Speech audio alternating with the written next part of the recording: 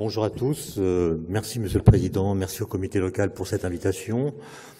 À vrai dire, je suis un peu stressé parce que la salle est grande, vous êtes un public nombreux. Et surtout, je me suis levé très tôt ce matin pour prendre le train et je me suis trompé de chemise. Je n'ai pas pris les bons documents.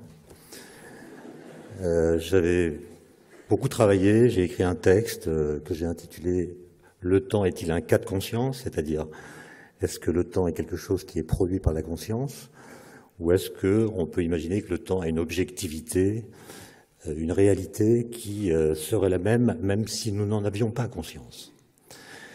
Et je me suis rendu compte de cette erreur au moment où j'allais réviser mes notes, à 1 heure d'ici à peu près, et heureusement un TER était en panne devant le TGV, ce qui m'a donné un peu plus de temps que prévu pour rassembler quelques notes et pouvoir tenter de répondre à la question en moins d'1 heure à partir des souvenirs que j'ai de la préparation de mon exposé.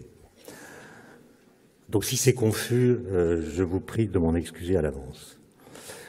Alors la première chose que je voudrais dire, c'est en fait une citation de Ludwig Wittgenstein, vous savez, un philosophe autrichien, qui a fait cette remarque que vous devez connaître. Il a dit ceci: c'est un constat étrange, tous les hommes dont on a ouvert le crâne avaient un cerveau.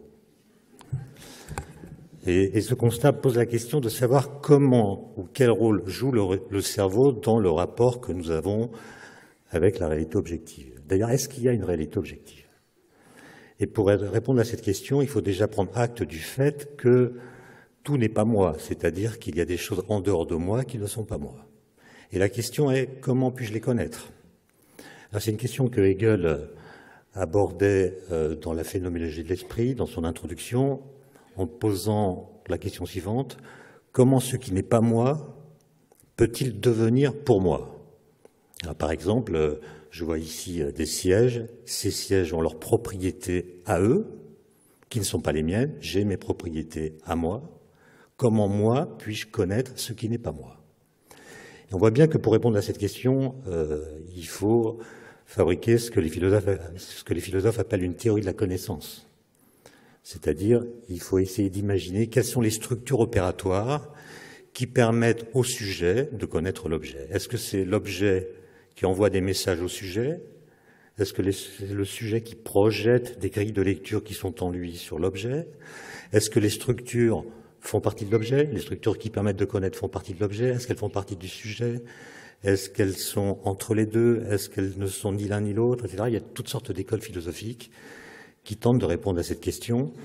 Et moi, je vais la reprendre à propos de la question qui fait l'objet du titre de cet exposé, qui est la question du temps.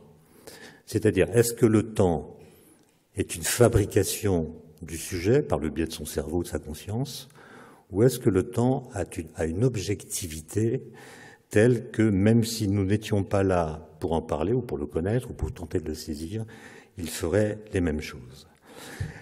Alors, dans un premier temps, je voudrais que nous procédions à un travail de déniaisement autour de la question du temps, puisque c'était remarqué par saint Augustin au IVe siècle après Jésus-Christ. Il y a un paradoxe autour du temps qui est que dès que le mot temps est enchâssé dans une phrase, alors son sens devient clair. Il n'est pas ambigu. À chaque fois que nous prononçons des phrases qui contiennent le mot temps, nous nous comprenons. Mais, et c'est une remarque que faisait Paul Valéry, dès que le mot temps est extrait du flux verbal au sein duquel on l'avait inséré dans cette phrase, alors il se transforme en tourment pour la pensée, en énigme, en mystère. Le temps, qu'est-ce que c'est que cette chose? Est-ce que c'est quelque chose qui a une objectivité propre? Est-ce qu'il dépend des événements? Est-ce qu'il dépend de nous, etc. Et on se trouve pris ainsi dans une sorte d'embarras qu'on ne peut finalement éliminer qu'en parlant vite.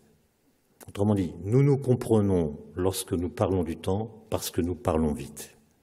De sorte que c'est le flux verbal dans lequel on a inséré le mot qui donne un sens au mot temps. En fait, c'est le contexte dans lequel on le place qui permet de le définir. Parce que si on fait une sorte d'analyse de ce que veut dire le mot temps quand on l'insère dans les différentes phrases qu'on utilise tous les jours, et qui d'ailleurs sont les mêmes depuis des siècles, je vous invite à faire l'expérience suivante. lire ce livre de Saint-Augustin que je citais tout à l'heure, Les Confessions, livre qu'il a écrit au IVe siècle après Jésus-Christ. Et dans ce livre, il y a un chapitre, le chapitre 9, qui s'intitule, le chapitre 11, pardon, qui s'intitule Le temps. Texte remarquable, magnifique. Et si vous le lisez en 2016, vous constaterez que vous comprenez parfaitement ce que dit Saint-Augustin. Et c'est étrange, parce que entre Saint-Augustin et nous, il y a eu Galilée, Newton, Einstein, Boltzmann, Dirac et quelques autres, qui ont profondément changé la façon dont nous comprenons le lien entre l'espace, le temps, la matière, l'énergie, le rayonnement, etc. Or, si nous comprenons Saint-Augustin aujourd'hui, ça n'est pas parce qu'il parle comme nous, c'est parce que nous parlons comme lui. Autrement dit, notre façon de parler du temps n'a nullement été affectée par les connaissances que nous avons acquises sur le temps. Et ça doit nous rendre, disons, prudents ou même suspicieux à l'égard de la métaphysique implicite que transporte le langage par lequel nous disons le temps. Et d'ailleurs, à l'examen, on s'aperçoit que ce mot temps, il sert à dire beaucoup de choses, il est victime d'une sorte de polysémie fulgurante. On emploie ce mot pour dire tout aussi bien la succession, la simultanéité, la durée, le changement, le devenir, l'urgence, l'attente, la vitesse, l'argent, la mort, etc. Ce qui fait beaucoup trop pour un seul mot. Et donc on sent bien qu'il y a une sorte de gâchis du langage dans l'usage que nous faisons du mot temps, et qu'il faudrait procéder à ce qu'on pourrait appeler un nettoyage de la situation verbale. C'est-à-dire se demander si à chaque fois qu'on utilise le mot temps, c'est bien du mot temps qu'on parle et pas d'autre chose. Est-ce que ce mot n'est pas devenu une sorte de fourre-tout qui ne désigne plus rien? Et moi, je fais partie des physiciens qui prennent acte d'une sorte d'efficacité opératoire de la physique. La physique s'est saisie du temps avec Newton, un peu avec Galilée, mais surtout avec Newton, qui l'a formalisé, qui l'a théorisé, qui l'a mathématisé. Et depuis cette date, la physique est une science, vous le savez, qui est assez puissante. Et sa puissance, d'ailleurs, ne cesse de se renforcer. Vous avez entendu parler il y a un mois de la détection des ondes gravitationnelles, qui avait été prédite par Einstein il y a un siècle exactement. Bon, elles ont été prédites dans un cadre qui est ce qu'on appelle la théorie de la relativité générale, qui est une théorie de la gravitation qu'Einstein a mise sur pied en 1915, donc il y a un peu plus d'un siècle. Et cette théorie de la gravitation a été bâtie à un moment où les physiciens ne connaissaient rien sur l'univers. On ne savait pas s'il y avait d'autres galaxies, on ne savait pas que l'univers était en expansion, on ne savait pas comment fonctionnaient les étoiles, on ne connaissait pas les interactions nucléaires qui sont responsables justement de l'énergie qu'elles émettent. On ne savait rien. Et un siècle plus tard, ces équations qui ont été écrites il y a un siècle sont toujours les mêmes, alors même que nous avons acquis toutes sortes de nouvelles informations, fait des milliers de découvertes, sans que ces découvertes modifient le cadre conceptuel qui permet de comprendre la cosmologie. De la même façon, il y a 3 ans, vous vous souvenez qu'on a annoncé la découverte du boson de Higgs, une particule qui est responsable de la masse des particules élémentaires, c'est une sorte de champ quantique associé à ces particules. Et vous savez peut-être qu'en physique relativiste, celle d'Einstein, un observateur n'est doté d'un temps propre que si sa masse est non nulle. Et donc ce champ, ce boson de Higgs qui donne sa masse aux particules élémentaires, leur a donné à ces particules la masse qui leur permet d'avoir un temps propre. Et donc ça veut dire que cette découverte démontre même que nous avons compris des choses très importantes à propos du temps en physique. Et donc l'idée que j'ai eue, et je ne suis pas le seul, mais je l'ai travaillé pendant des années, c'est de voir quelles seraient les indications que nous donneraient les équations de la physique à propos du temps si elles pouvaient parler. On imagine que les équations parlent, qu'est-ce qu'elles disent du temps? Et on voit bien que, enfin on se doute en tout cas, que la réponse qu'on va trouver pour cette question va dépendre de la théorie qu'on sollicite et à laquelle on pose la question. Selon qu'on prend la mécanique de Newton ou qu'on prend la relativité d'Einstein ou la physique quantique ou autre chose, on aura des réponses différentes.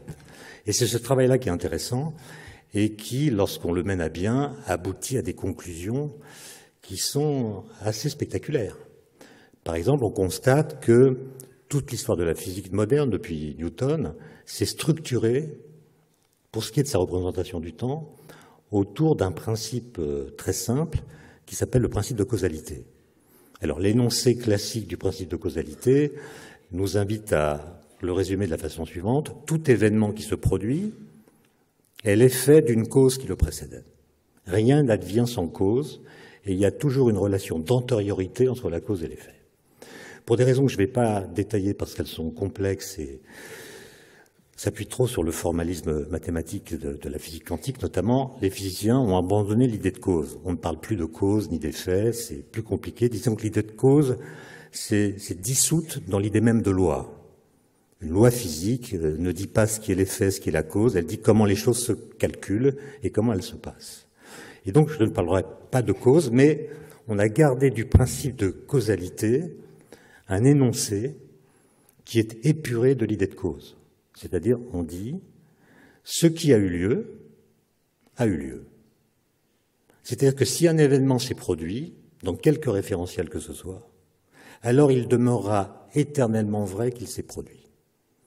Et donc, ce principe, qui était à la fois un principe métaphysique et en même temps une vérité de la palisse, puisque tout le monde sait cela, est un principe qui exige que nos équations rendent impossibles les voyages dans le passé.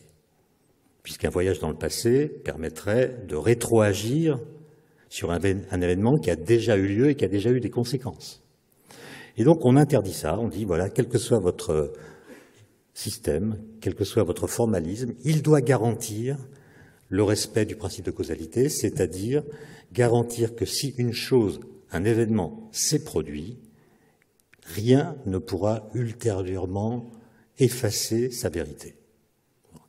Et ce qu'on découvre, c'est des choses assez spectaculaires. Par exemple, le principe de causalité en physique newtonienne, donc la mécanique, pour ceux qui connaissent, ou la théorie de la gravitation universelle, formulée par Newton au XVIIe siècle, et bien dans cette physique-là, le principe de causalité empêche que le temps puisse être cyclique. C'est-à-dire, le temps ne peut pas faire de cycle, on ne peut pas repasser deux fois par le même instant.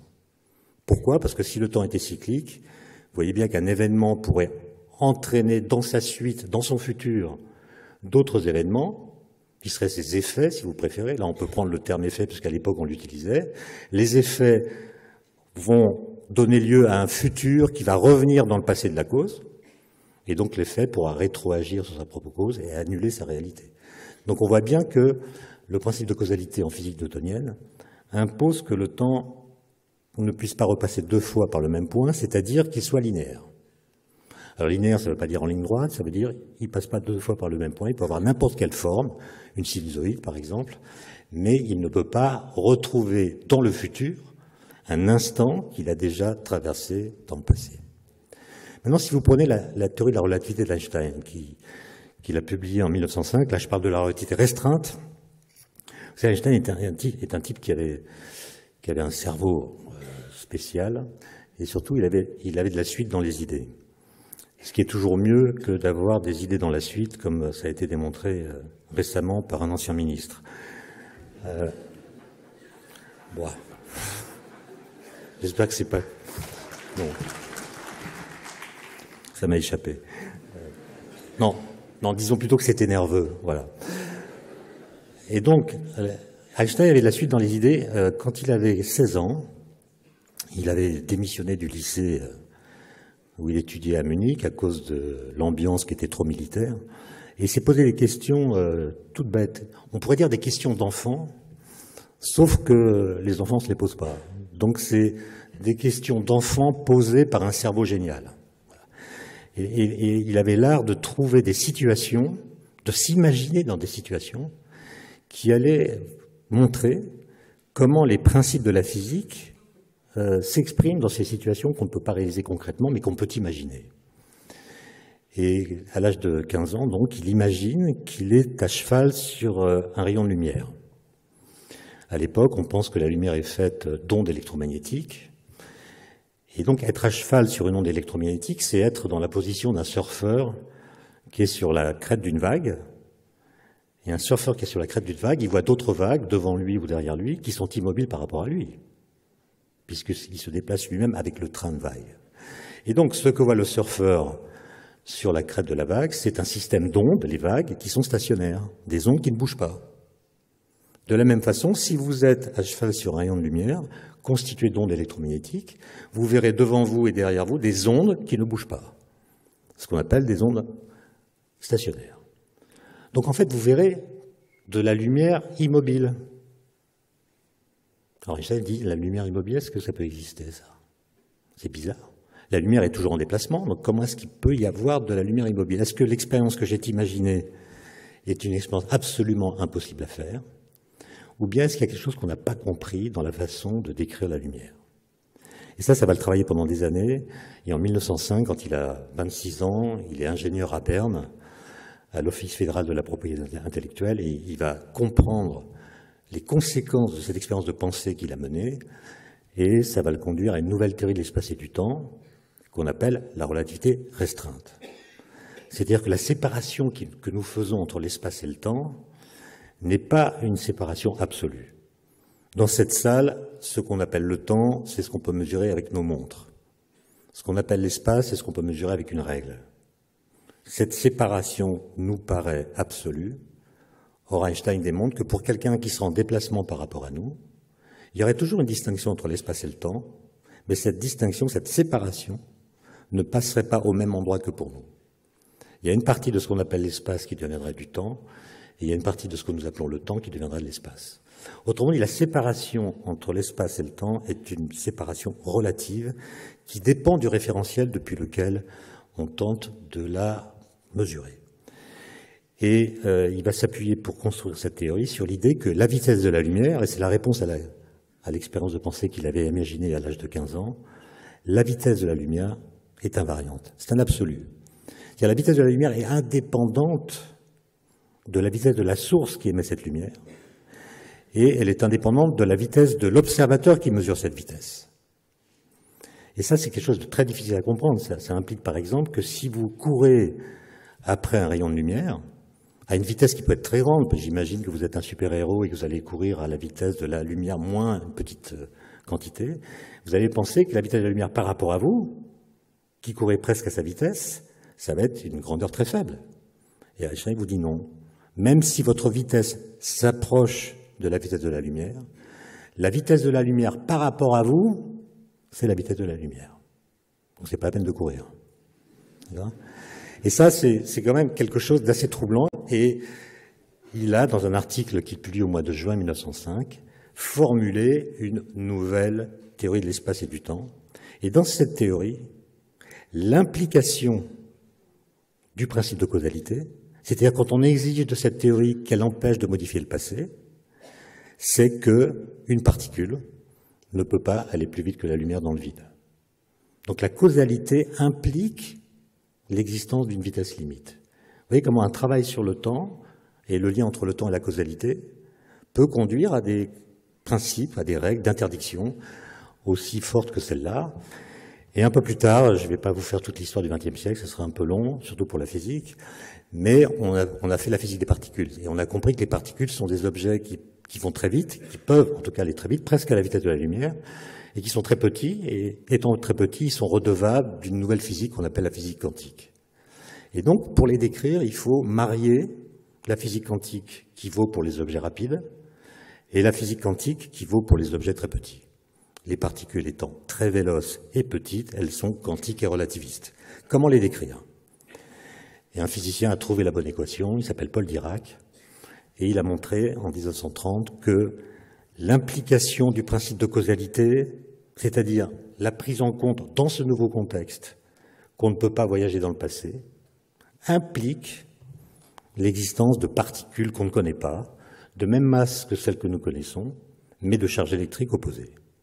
C'est ce qu'on appelle les antiparticules, l'antimatière. Vous voyez que là, on a une situation extraordinaire qui correspond à une sorte de découverte philosophique négative, où la physique produit un résultat qui vient changer la façon philosophique de poser certaines questions.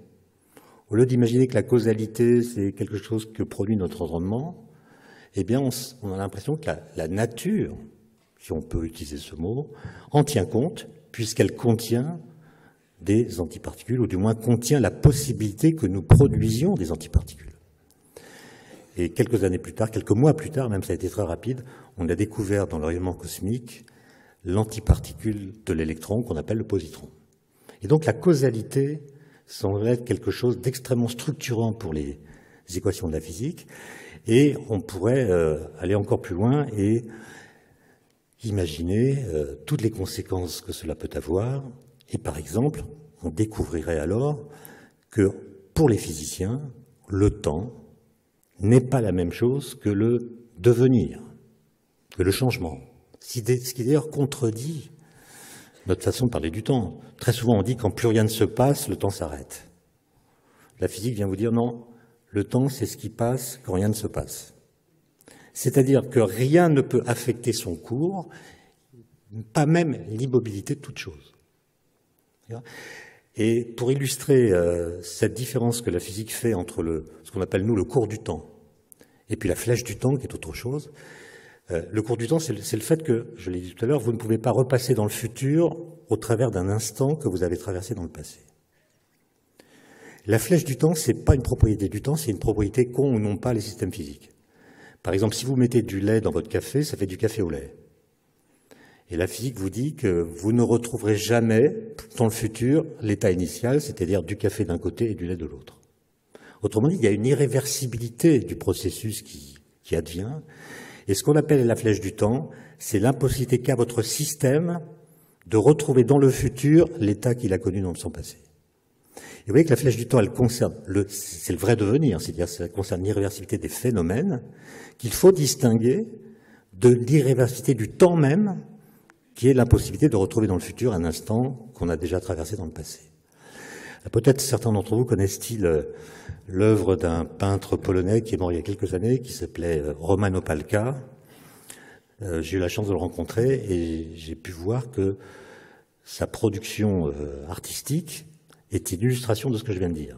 Vous savez, à partir de 1964, enfin, il vivait à Varsovie, il avait rendez-vous avec sa femme, c'était l'époque où il n'y avait pas de téléphone portable, elle est en retard, et en l'attendant, il ressent ce qu'il appelle la compacité du temps, c'est-à-dire il comprend que le temps se déploie d'une façon sur laquelle nous ne pouvons pas agir. Si un événement doit avoir lieu dans le futur, tant qu'il n'a pas eu lieu, on ne peut que l'attendre. Et c'est pas le fait de le désirer davantage qui va précipiter son advenu, c'est même le contraire. Et cette remarque toute simple que chacun d'entre nous peut faire, lui, il va la transformer en obsession. Et à partir de 1964, il va peindre tous les jours sur des tableaux calibrés, avec une peinture blanche sur un fond noir. Il va peindre la suite des nombres entiers. 1, 2, 3, etc. Et il va faire ça pendant 50 ans. Il va arriver jusqu'à 4 millions et quelques. Et à chaque fois qu'il a terminé un tableau, il se prend en photo. Il se prend en photo dans la même tenue, avec le même éclairage, le même appareil, etc. Et il produit ainsi une œuvre dans laquelle il intercale les tableaux qui montrent la suite des nombres entiers, son visage, puis un autre tableau, etc. Et donc il produit une œuvre qui sépare le cours du temps de la flèche du temps. Tous les nombres entiers sont différents les uns des autres, mais ils sont tous produits de la même façon, c'est-à-dire en ajoutant une unité au nombre précédent. Et là, on voit le cours du temps. Les nombres entiers sont l'équivalent des instants, qui sont tous différents, mais en même temps sont tous produits de la même façon par le temps. Et puis son visage, à mesure que les années passent, que les tableaux se succèdent, lui se marque de rides, les cheveux blanchissent, etc. Et là, on voit la flèche du temps, c'est-à-dire le fait que le temps en passant accompagne son vieillissement, sans qu'on puisse dire que le temps soit responsable de son vieillissement. C'est pas le passage du temps qui nous fait vieillir. Ce qui nous fait vieillir, c'est ce qui se passe dans le temps. Et donc, voilà, on pourrait continuer comme ça à explorer pendant des heures les implications de l'efficacité de la physique sur la façon de penser le temps. Avec cette idée que la physique serait le monsieur propre du langage, et qu'en l'écoutant, alors à la fin, on saurait parler comme il faut du temps. Mais il y a une réserve à cela. C'est-à-dire, vous pourriez me l'objecter. Et cette réserve, c'est finalement, c'est Newton qui a introduit le paramètre T dans les équations de la physique. C'est le premier qui ait utilisé cette variable au sein d'une équation. Et la question est la suivante. Par quel stratagème intellectuel et à partir de quelle conception préalable du temps Newton a-t-il choisi d'appeler temps cette variable t qui n'a aucune des propriétés que nous attribuons au temps? Alors, moi, je me suis posé cette question il n'y a pas très longtemps, je dois dire, mais j'ai interrogé des historiens et ils ne savent pas. Autrement dit, vous voyez, quand vous avez des équations mathématiques avec des variables, choisir de les nommer en reprenant un mot qui existe déjà dans le langage, c'est laisser entendre que cette chose qui est présente dans le langage se retrouve telle qu'elle dans les équations. Autrement, pour dire que cette variable, c'est le temps, il faut d'une certaine façon déjà savoir ce qu'est le temps avant même d'avoir les équations. Autrement dit, il faut projeter une image que l'on a du temps dans la façon de le nommer. Et donc la question, c'est quelle est l'image qu'avait Newton? Et il aurait très bien pu dire, cette variable t qui apparaît dans mes équations, c'est tout à fait autre chose que le temps. Il aurait pu l'appeler truc, ou trick en anglais. D'accord? Et si ça avait été le cas, vous voyez que vous n'inviteriez pas un physicien pour parler du temps. Les physiciens feraient des colloques entre eux pour discuter du statut de truc, alors que les philosophes, les biologistes, les neurologues, les psychologues, les historiens, les philosophes se réuniraient de leur côté pour discuter du temps tel qu'on le pense par le langage ou par la philosophie, sans du tout se préoccuper de ce que les physiciens ont à dire sur le temps. Et donc, vous voyez qu'il y a une part d'arbitraire sémantique qui vient simplement du choix qu'a opéré Newton à la fin du XVIIe siècle et qui, comme je viens de le dire, est arbitraire. Il aurait pu le nommer autrement. Et s'il l'avait nommé autrement, c'est un peu l'expérience c'est de l'Uchronie, en fait. On pourrait refaire l'histoire en imaginant que Newton ait choisi un autre mot. Et si ça avait été le cas, beaucoup de choses auraient changé dans l'histoire des idées. Donc, est-ce que le temps physique dont on parle, c'est le vrai temps? Ou est-ce que c'est un temps réduit, un temps incomplet, un temps décharné? Parce que ce temps qu'on a l'habitude de comprendre quand on fait des mathématiques, ou même quand on trace avec un axe des temps l'évolution de telle ou telle variable, ce temps est quand même très bizarre. Le temps de Newton, d'abord, c'est un temps qui ne change pas au cours du temps sa façon d'être le temps. Quand vous écrivez une équation de physique, il y a t dans l'équation, et t, le paramètre t, ne dépend pas de t. Et donc, sans le savoir, Newton introduisait un paramètre qui ne fait rien d'autre que traduire l'invariance des lois physiques au cours du temps. En disant que le temps est homogène, en disant que le temps ne change pas au cours du temps sa façon d'être le temps, il dit simplement que les lois physiques sont les mêmes à tous les instants du temps. C'est une idée dont il n'avait pas conscience, mais que vous, sans doute, vous avez pleinement en tête, puisque si demain matin, le four à micro-ondes qui est chez vous et qui fonctionnait bien ce matin ne marche pas lorsque vous appuierez sur le bouton, vous direz aussitôt, tiens, le four à micro-ondes est tombé en panne. Tout le monde va dire ça. Et en disant cette phrase, le four à micro-ondes est tombé en panne, en fait, vous excluez une autre possibilité qui ne vous vient pas à l'esprit, c'est que les équations de Maxwell que les ingénieurs ont utilisées pour dessiner ce four à micro-ondes aient pu changer au cours de la nuit. Ça, c'est une idée qui ne vient jamais à personne. C'est-à-dire que vous aussi, vous postulez que les lois physiques sont invariantes au cours du temps, c'est-à-dire qu'elles ne changent pas à mesure que le temps passe. Okay. D'ailleurs, ça, c'est quelque chose qu'on utilise, nous, de façon quotidienne, puisque, comme vous le savez, l'univers est en expansion, il évolue, les températures baissent, etc. Et comment faire pour connaître l'univers primordial, l'univers d'après le Big Bang? Il n'y a aucun moyen, parce qu'on n'y est plus. Cet univers appartient au passé. En plus, c'est une période dans laquelle il n'y a pas d'émission de lumière. Donc même l'astrophysique n'a pas accès aux premières phases de l'univers. Et la seule façon qu'on a de comprendre ce qui s'est passé, c'est de jouer sur cette invariance des lois en disant, mais finalement, l'univers était plus chaud, plus dense, la matière était plus concentrée dans le passé. Si on fait une collision de particules à haute énergie, comme au CERN à Genève, on va recréer dans un petit volume d'espace-temps, donc pendant un temps très court, les conditions physiques de l'univers primordial. très forte température, très forte densité. Et comme les lois physiques n'ont pas changé, nous verrons se produire dans le présent les phénomènes qui s'étaient déroulés dans le passé. C'est pas une machine à remonter dans le temps.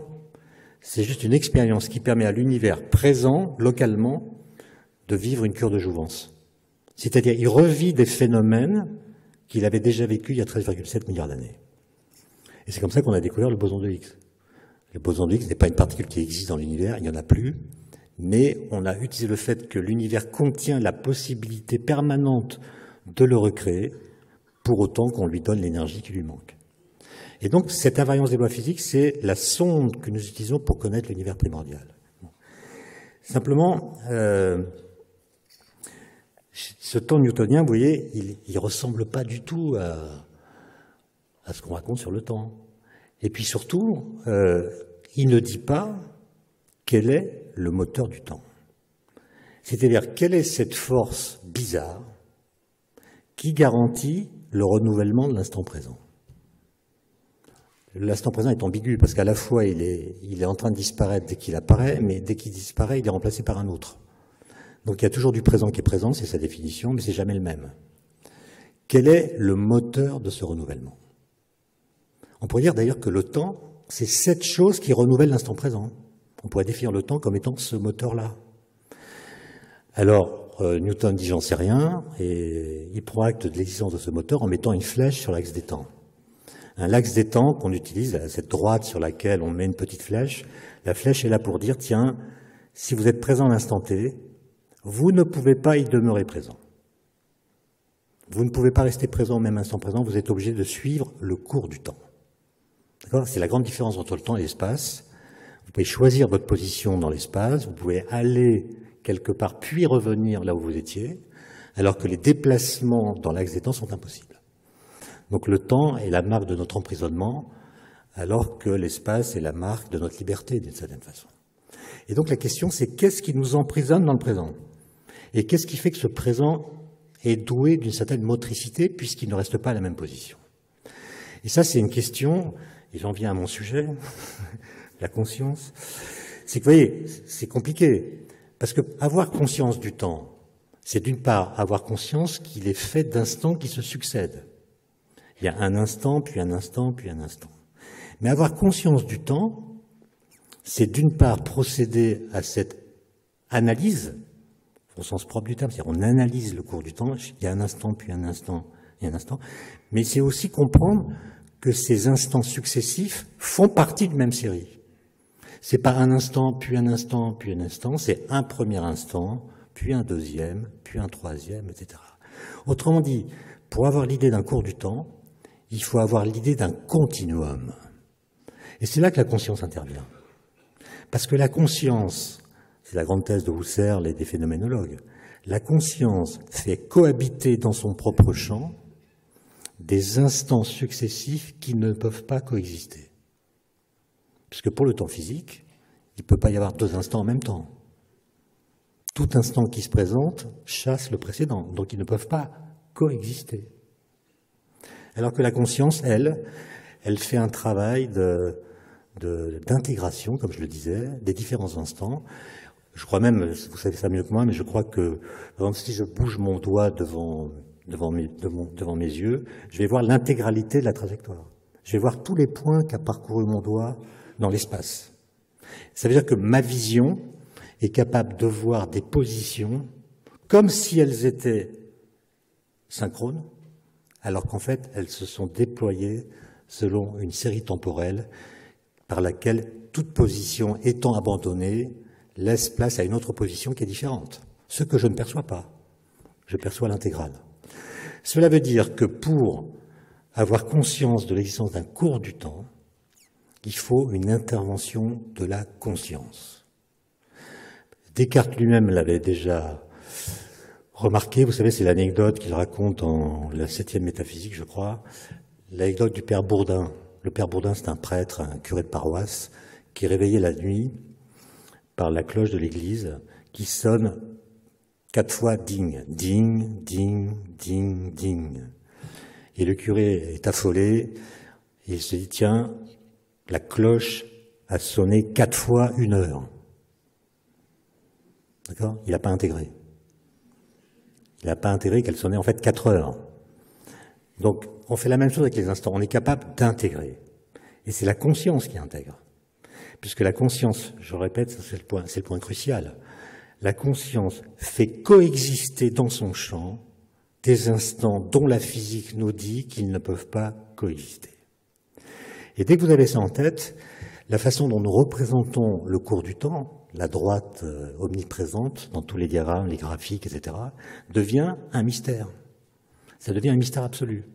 D'abord parce que cette droite ne dit pas quel est le moteur de l'écoulement. Elle ne vous dit pas ce qui fait que ça avance. Deuxièmement, quand vous êtes présent à l'instant T sur cette droite, où sont les instants précédents? Est-ce qu'ils sont disparus ou est-ce qu'ils sont encore là? Et les instants du futur, est-ce qu'ils sont déjà là à vous attendre ou est-ce qu'ils ne sont pas encore là? Autrement dit, cette droite, est-ce que c'est l'intégrale de toutes les positions successives de l'instant présent? Ou bien est-ce que c'est une sorte de chose qui est là de toute éternité que nous parcourons? Alors Einstein s'était posé cette question et il avait défendu la thèse qui est la suivante, c'est la thèse de l'univers bloc. L'univers bloc, c'est l'idée que l'espace-temps existe de toute éternité. C'est comme la scène d'une pièce de théâtre. Cette scène est indépendante de la pièce qui s'y joue. Elle est absolument statique, elle est atemporelle. D'où vient alors que nous avons l'impression que le temps passe? Eh bien, Einstein dit, c'est comme quand vous êtes dans un train. Vous êtes dans un train qui se déplace dans un paysage, dans une campagne, et vous dites, tiens, le paysage défile. C'est un abus de langage. Le paysage ne défile pas. C'est votre mouvement dans le paysage qui crée l'impression que vous avez qu'il défile. C'est le mouvement du train dans lequel vous êtes qui crée cette dynamique. Et Einstein pense la même chose pour l'espace-temps. Ce qui crée l'impression que nous avons que le temps passe, c'est notre déplacement sur ce qu'on appelle nos lignes d'univers. C'est notre mouvement dans l'espace-temps qui crée l'impression que le temps passe. Autrement dit, nous sommes les moteurs du temps. C'est nous qui créons la dynamique du passage. Et Einstein, en défendant cette thèse, reprend en fait à sa manière d'autres thèses défendues par très nombreux philosophes qui relient le temps à la conscience. Saint-Augustin, que j'ai cité, il dit, dans le livre 11 des Confessions, le temps ne s'écoule que dans l'âme. Il y a un temps du passé, un temps du présent, un temps du futur. C'est l'âme qui est le lieu dans lequel le temps s'écoule. C'est l'âme qui temporalise. Kant va dire la même chose. Dans la critique de la raison pure, il explique que notre conscience, notre entendement, notre intuition, il y a plusieurs termes, produit ou contient même une sorte de grille de lecture par laquelle, en la projetant, nous temporalisons les phénomènes. Donc ce sont des façons différentes de dire que notre conscience, alors la conscience c'est un mot compliqué qui, je ne vais pas vous l'expliquer, mais ça peut être beaucoup de choses, hein. Ça peut être la conscience, ça peut même être l'inconscient, ça peut être le cerveau, ça peut être une partie de l'activité cérébrale, ça peut être quoi que ce soit, à condition que cette chose que vous mettez en avant comme moteur du temps soit connectée au sujet. Voilà. Ça veut dire que le moteur du temps serait quelque chose qui est connecté au sujet, conscient, inconscient, enfin bref. Le mot sujet étant évidemment très chargé philosophiquement, mais je ne vais pas rentrer dans ces détails.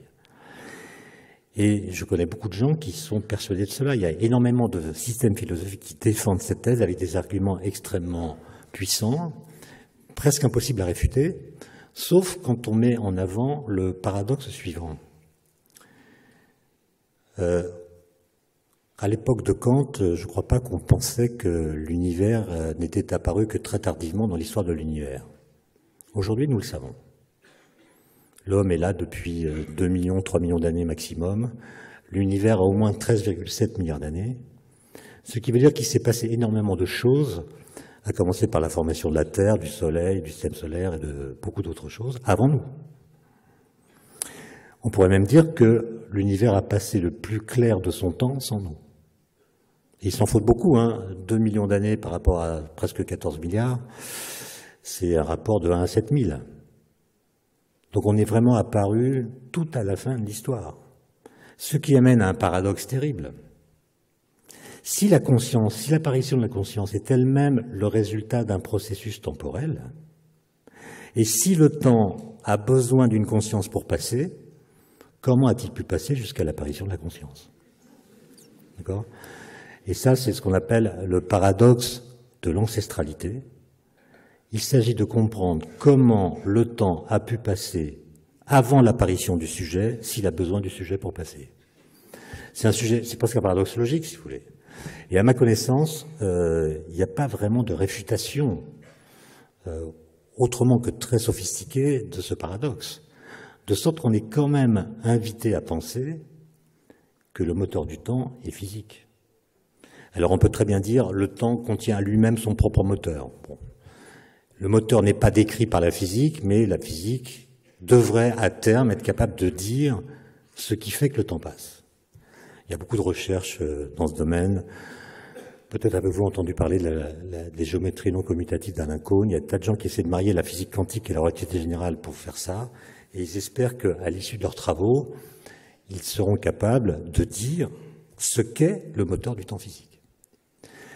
Il y a des gens qui pensent que le moteur du temps physique, il est extérieur au temps. C'est par exemple l'expansion de l'univers, qui serait en fait une sorte de moteur caché, une sorte de moteur cosmique qui serait capable de donner au temps sa dynamique. Vous avez aussi des gens, peut-être qu'avez-vous des noms en tête, qui écrivent des livres aujourd'hui disant que le temps n'existe pas. Et là, on tombe sur des difficultés, parce que dire le temps n'existe pas, ça suppose de connaître le temps. Pour dire qu'une chose n'existe pas, il faut la connaître très exactement pour être sûr qu'elle n'existe pas et qu'aucun de ses avatars n'existe. C'est comme pour démontrer que Dieu n'existe pas, c'est compliqué. Parce que pour dire que Dieu n'existe pas, il faut connaître Dieu, ce qui est difficile s'il n'existe pas. Donc c'est pareil pour le temps. D'accord. Et donc, quand quelqu'un dit le temps n'existe pas, il faut l'interroger sur qu'est-ce qu'il appelle le temps dans la phrase le temps n'existe pas. Alors si c'est un physicien, il va vous dire le temps n'existe pas parce que le temps de Newton n'existe pas. C'est vrai, le temps de Newton n'existe pas, il est remplacé par le temps d'Einstein. Enfin, plutôt par l'espace-temps. Et puis même, l'espace-temps d'Einstein est difficilement compatible avec la mécanique quantique, donc peut-être que lui-même n'existe pas. Mais c'est pas parce que ces temps qui sont dans les théories sont contredits par d'autres théories qu'on a le droit de dire que le temps dans l'absolu n'existe pas. C'est comme si vous voyez à n'importe quel point de la surface de la Terre, vous pouvez définir une verticale. Quand vous changez de point, c'est plus la même verticale. Donc ça n'est en fait jamais la même verticale. Donc la notion de verticale n'est pas absolue. Et vous pourriez dire, puisqu'elle n'est pas absolue, l'idée même de verticale est absurde. Non, c'est aller trop vite. Certes, la verticale n'est pas la même en tous les points, mais il est universellement vrai qu'en tout point, il y a une verticale. Voilà. Et la relativité, c'est un peu ça qu'elle dit. Elle vous dit qu'il n'y a pas de temps absolu, il n'y a pas de temps universel, mais il est universel que tout observateur ait son temps propre. J'ai mon temps propre, c'est celui qu'indique ma montre. Vous avez votre temps propre, c'est celui qu'indique votre montre. Si je me déplace loin de vous à grande vitesse et que je vous retrouve, par exemple je pars dans une fusée, même plus qu'une fusée, je pars dans une navette qui part à la moitié de la vitesse de la lumière dans une autre galaxie, quand je reviens, vous êtes tous morts. Ça ne veut pas dire que j'ai vécu plus longtemps que vous.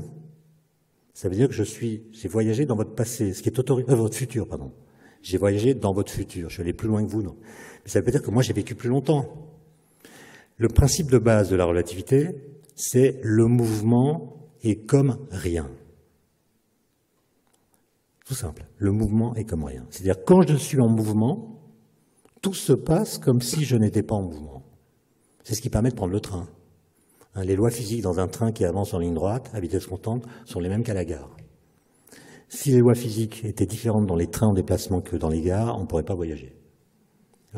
Et donc, si moi je m'éloigne de vous, même à très grande vitesse, ça ne changera rien pour moi. Mon rythme cardiaque sera le même, mon espérance de vie sera la même. Vous restant ici, vous aurez le même rythme cardiaque qu'avant, la même espérance de vie. Simplement, mon temps propre, du fait que je me déplace dans l'espace, va se désynchroniser du vôtre. C'est ça la leçon de la relativité. Ça ne veut pas dire que le temps n'existe pas. Ça veut dire qu'il existe un temps pour tous les observateurs et le temps qu'il possède est un temps qui lui est propre. Voilà. Enfin, puisque je dois bientôt terminer, je vais maintenant aborder la question qui sans doute vous touche le plus, en tant que neurologue ou neuroscientifique, c'est la question du statut du présent. Et une question qui a tourmenté Einstein juste à la fin de sa vie, parce qu'il n'avait pas conscience de ce problème. Et je vais vous donner une citation par laquelle il marque l'angoisse terrible dans laquelle l'a plongé le constat de cette difficulté. La difficulté est la suivante. En relativité, il n'y a pas de présent universel, je l'ai dit. C'est-à-dire, c'est impossible de voir le présent. Le présent est une notion locale. Le présent, en relativité, il est défini par votre présence. Pensez à l'univers bloc de tout à l'heure. Nous sommes à Nantes. Pendant que nous sommes à Nantes, Paris et Strasbourg existent, mais nous n'y sommes pas. Autrement dit, Paris... Qu'est-ce que j'ai pris comme exemple? Strasbourg? Et on est où? On est à Nantes. Alors, je recommence. Donc, nous sommes à Nantes. C'est le lieu de notre présence. Pendant que nous sommes à Nantes, Paris et Strasbourg existent tout autant, mais nous n'y sommes pas. Par contre, la réalité de ces trois villes est exactement la même. Ce qui les différencie pour moi, c'est non pas leur réalité propre, mais ma présence. Mais Einstein pense la même chose pour tous les événements. C'est-à-dire que tous les événements du passé sont là, tous les événements futurs sont là, et les événements de présent, c'est ceux auxquels je suis présent. Okay ? Et il n'y a pas de présent dans l'univers, puisque quand vous regardez une étoile, comme vous le savez, quand vous voyez la lumière qu'elle nous envoie, c'est l'étoile telle qu'elle était dans le passé au moment où elle a mis sa lumière. Elle a émis sa lumière. Donc, on ne voit jamais le présent de l'étoile. On ne voit que le passé de l'univers. Et plus on regarde loin, plus on voit un passé lointain. Donc, il n'y a pas de présent de l'univers. Le présent est une notion locale. Bon. Mais vous conviendrez avec moi que le présent, pour nous, a une sorte d'éclat particulier. C'est pas un instant comme les autres. Et si je parle même d'un temps épaissi par la conscience, c'est quelque chose de très particulier. Notre rapport au présent en fait quelque chose qui est beaucoup plus éclatant, beaucoup plus exubérant, on pourrait dire, que le passé ou le futur. Or, pour la physique, l'instant présent, c'est un instant quelconque, banal, comme tous les autres, puisque, je l'ai dit, le temps est homogène, tous les instants ont le même statut. Il n'y a rien qui le différencie des autres instants. Et même plus, vous pourriez dire que pour qu'un instant fasse partie du cours du temps, il faut soit qu'il était présent dans le passé, soit qu'il soit présent maintenant, soit qu'il soit présent dans le futur. Autrement dit, un instant du temps qui ne passerait jamais par la case présent ne serait pas un instant du temps. Alors, vous voyez que c'est compliqué parce que est-ce que vous avez le droit d'invoquer la notion de présent quand il s'agit d'événements qui sont antérieurs à l'apparition de la vie sur Terre ou de l'homme? Vous voyez, quand vous racontez des histoires temporelles, et toutes les histoires qu'on raconte sont temporelles, il y en a de deux sortes. Il y a celles dans lesquelles on met en avant simplement une chronologie. Il y a eu l'événement A, puis l'événement B. Par exemple, je vais dire, Newton est né avant Einstein. Donc je le mets en avant, où j'utilise une relation de chronologie, d'antécédence. Et vous voyez que si je dis cette phrase, la valeur de vérité de ma phrase est indépendante du moment où je la dis. Je peux la dire aujourd'hui, je peux la dire demain, je peux la dire dans 1000 ans. Il demeurera vrai que Newton est né avant Einstein. Et donc quand vous avez dans votre récit une relation chronologique simplement, sa valeur de vérité demeure vraie à n'importe quel moment du futur. Par contre, si dans ma façon de parler d'une expérience temporelle, je fais référence au présent, par exemple, je vais dire « il fait beau aujourd'hui ». Le aujourd'hui renvoie au présent. Je redis la même phrase demain. Bon, j'ai pas regardé la météo, mais il se peut que la phrase devienne fausse. Parce que demain, peut-être qu'il pleuvra. Donc, quand vous faites référence au temps comme étant le lieu d'un passage, la valeur de vérité de votre propos peut changer à mesure que le temps passe. Et donc, la grande question, c'est est-ce que on doit parler des expériences temporelles uniquement à partir de relations chronologiques, ou est-ce qu'on doit mettre en avant un instant particulier qui s'appelle le présent? Donc je reviens au problème qu'Einstein avait découvert à la fin de sa vie, c'est que pour la physique, tous les instants sont absolument équivalents. Ce qui peut distinguer la perception que nous en avons, ce ne sont pas les instants eux-mêmes, mais ce qui se passe au cours du temps. Il peut y avoir des événements marquants, Mais le fait que ces événements soient marquants n'affecte en rien le cours du temps même. Et donc, est-ce que c'est la preuve que la physique a raté quelque chose? Le fait qu'elle soit incapable de dire la singularité qu'a pour nous l'instant présent, est-elle la preuve qu'il lui manque quelque chose, qu'il y a encore du travail à faire? Ou bien est-ce que c'est la preuve que cette singularité, c'est nous et nous seulement, notre conscience, disons, qui la fabriquons? Auquel cas, si on veut la comprendre, ça n'est pas vers la physique qu'il faudra s'adresser, mais vers d'autres sciences. Alors je vous cite, pour finir, en fait, c'est pas Einstein lui-même qui parle, c'est son ami Carnap, philosophe du cercle de Vienne, qui lui rend visite à Princeton en 1954. Donc Einstein a 74 ans, il va mourir un an plus tard. Et dans l'autobiographie intellectuelle de Carnap, on lit ce petit passage. « Un jour, je rendis visite à Einstein, qui me dit que le problème du présent le tracassait sérieusement.